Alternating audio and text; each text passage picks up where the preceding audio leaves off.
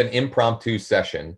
I don't normally do these on Mondays, but I wanted to address a great question that came in, I want to say a week or two ago, as a comment on one of our normal sessions here. And it was around basically, what can I spend my money on, or what should I spend my money on? How do I make sure I'm not wasting my money? Generally around that type of line of thinking. But so we're going to dig into that. I'm going to share some thoughts on that. Before we do, let's just make sure that everything is working here and we're actually live. If you can give me the big old thumbs up to let me know if you can hear me and see me, and then we'll go ahead and get rocking and rolling here. Just need to verify. So this was inspired again by a great question that that came in, and I'm going to share some thoughts. Let me just make sure here.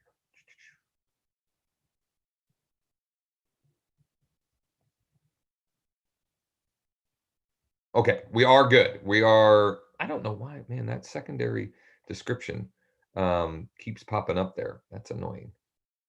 Let's get rid of that. So let's talk first about. Let me just do one thing here. And please, let's make this interactive, whether you're watching live or after the fact. The more interactive this is, the more questions you have, the better. And I'm just going to, if you see me looking down here, it's because that's where I'm monitoring.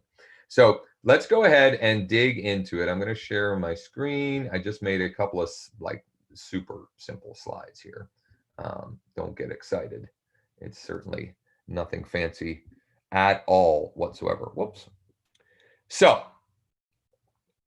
the question that was asked as a comment was about how much do you spend per month on the systems you use for lead gen and follow-up. I feel like I'm wasting money and it keeps me from being consistent.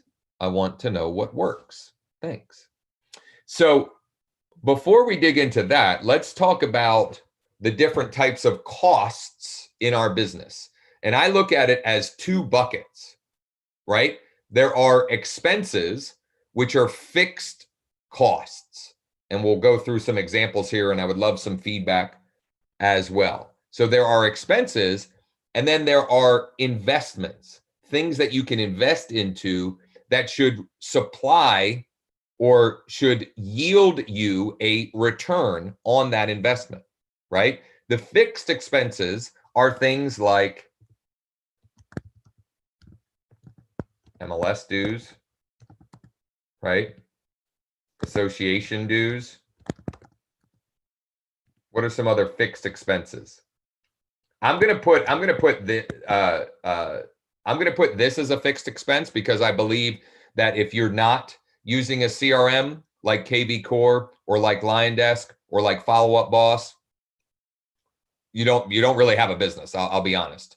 If you don't have a CRM, you're not really running a business. I don't know what you would call it. You're a sole proprietor running around like a chicken with their head cut off, right? What are some other things that would go in the expense category? The thing I'm trying to convey here are the fixed costs that exist to be in our business, right? Maybe you have brokerage dues or costs. Like for example, at EXP, we have it's $85 per month. $85 per month. Now the cool thing is with EXP, that also covers our CRM costs because kvCORE is included in that $85 per month. It also includes all of our training and all of our technology stack, right? So our single sign-on, our back office, our transaction management, all of that falls under that umbrella, right? What are some other, hey, Lisa, hello. What are some other expenses, costs that are, they are a cost of doing business, right? They're really non-negotiable to be in the business. I mean, you could say gas, and mileage, because we have to drive, we have to drive to appointments, and we have to drive to showings and things like that. What would be some other things, some other fixed costs? Let me see here. I have a note over here. Yeah, I mean, I don't see anything else. So let's talk about investments then. Like, what can you invest into? Advertising and marketing. You can invest in OPD. We're going to call that other people's databases. What else can you invest into? Yeah, other type of paid programs, direct mail. And here's the thing. One of the most difficult things for us as an industry is there are so many people trying to sell us so many things that there is a never-ending list of things that you can invest into. Coaching. Now, some people would say that that should be on the expense side. I tend to disagree. You know, one of the other great things about our organization at EXP is we offer free coaching. We have a group of 17 coaches that are, and some of them are Tom Ferry coaches and Club Wealth coaches. Some of them have other, you know, outside of the real estate industry coaching. But, you know, you could debate on that one as to where that one lies. Okay. But here's the most important thing about this. Here's how you address this question. Okay. I'm going to bold this question. Let's make sure I don't want it to run over. How do you make sure, right? You have to hold that money accountable. The investment side here, it has to be held accountable. It has to be held accountable. You can't just wildly, blindly invest or spend money and hope and pray that it works. Okay?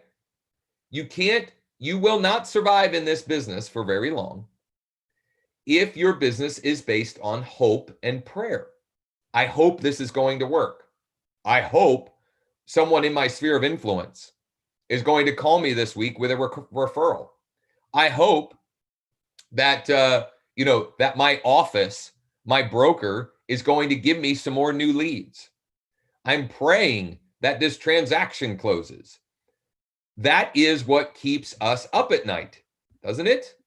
And yet that so many of us are building businesses based upon hope and prayer versus a business based upon math, a business based upon math. Now, let me give you an example of that.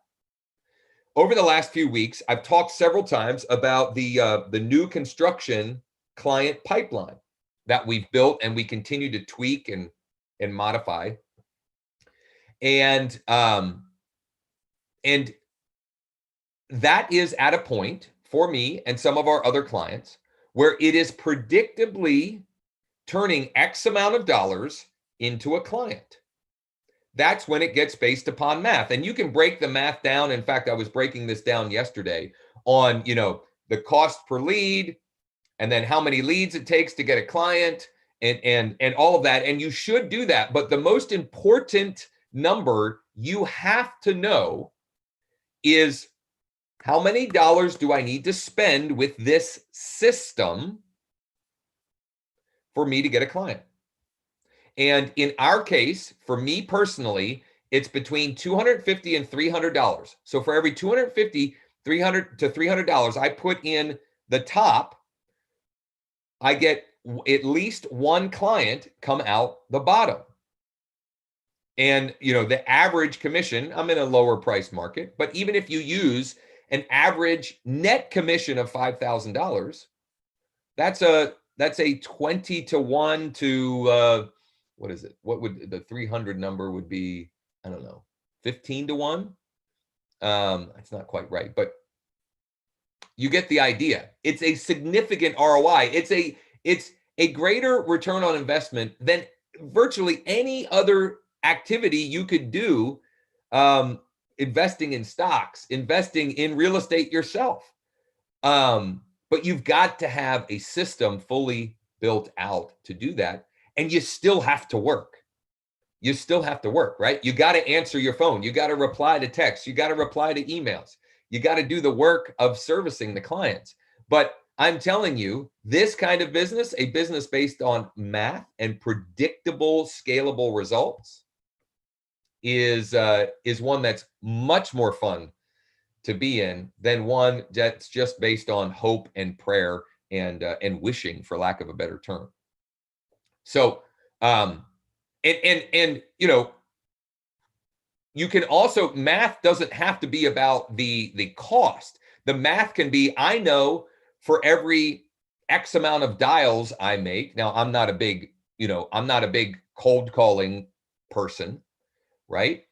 But also knowing the math, like if that's something that you do and that's something, you know, that's a pillar of your business, knowing, okay, I have to make this many dials to get an appointment. And, you know, for every, you know, I get a client for 1 out of every 2 appointments, let's say.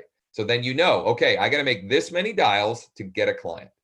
Again, I'm not suggesting that model. I don't care for that model. I like to reverse engineer client acquisition that's coming to me. But I'll give you real world example. Last week from my new construction pipeline, and full disclosure, I hadn't been running it for a few weeks. I was busy for actually quite a number of weeks. I was busy servicing clients and building things out and just busy, right? I turned back on that pipeline, literally like turning on a faucet.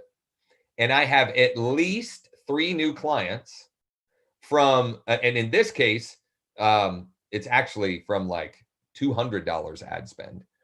That I have an appointment tonight with one. I have an appointment later this week with another. And another one is talking with my lender. We don't have an appointment to see houses yet. All from that pipeline, from our core offer and then our secondary offers in that pipeline.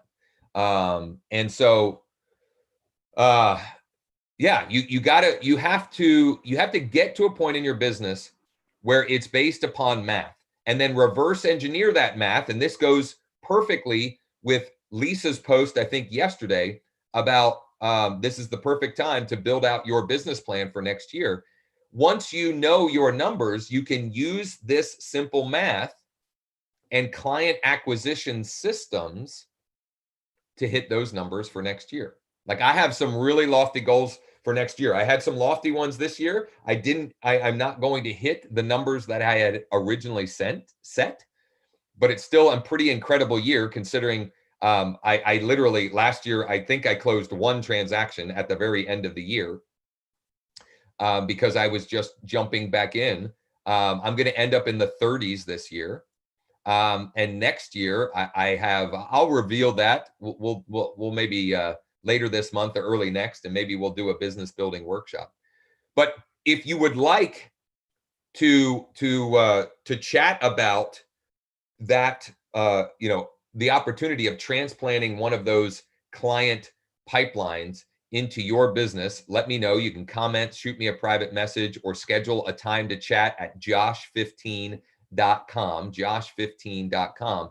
But the overriding takeaway I want you to have from this is that you have to, beyond the fixed expenses for your business, you have to make sure that you are holding those other the other dollars that you're investing. You've got to hold them accountable.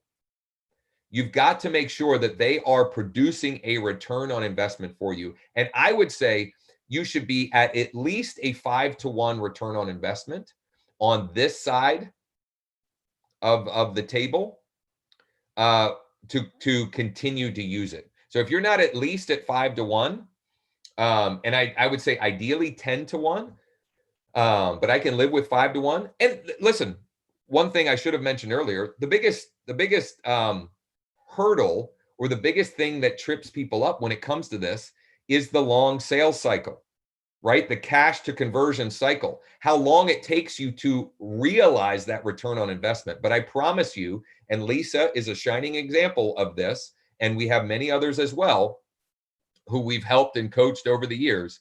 If you can suspend your disbelief long enough to build out that pipeline, to build that to build that ATM machine, which is what it becomes over time for you. If you can do that, it's a beautiful thing, right? And your business will never be the same. And Lisa is a shining example of that, 100%. I mean, she is closing a massive amount of deals. I don't know how many. I'd be curious to know, Lisa, if you're comfortable sharing, how many transactions are you going to close this year?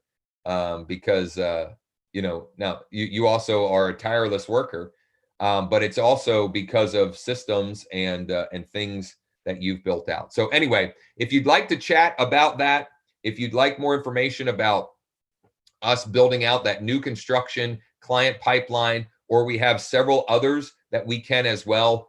There are several options for how we can do that. Just let me know. You can go to josh15.com, or you can comment or shoot me a private message or call or text me. I'm happy to chat. And then if you have any questions about this topic, or you'd like me to do a follow-up, whatever, just let me know in the comments as well. Thanks, Daphne and Lisa. So tomorrow, here's a good tease. Tomorrow, I have taken Lisa's challenge. Tomorrow, I'm not going to share just one script. I'm going to share with you an entire library of scripts that we can all use immediately to get more sellers raising their hands, to get more seller leads, to get more seller referrals, to get more listings. I'm going to share a whole bunch of them with you, and then you can kind of pick and choose the ones you use over the next few weeks and months to get more of those sellers to work their way out of the weeds and into your world and create opportunities for you. So you definitely don't want to miss that one. All right. Thanks so much for checking this out unannounced. And if there's anything at all we can do for you, please don't hesitate to ask. Appreciate you all. Have a great week. Let's all crush it this week, and we'll talk tomorrow.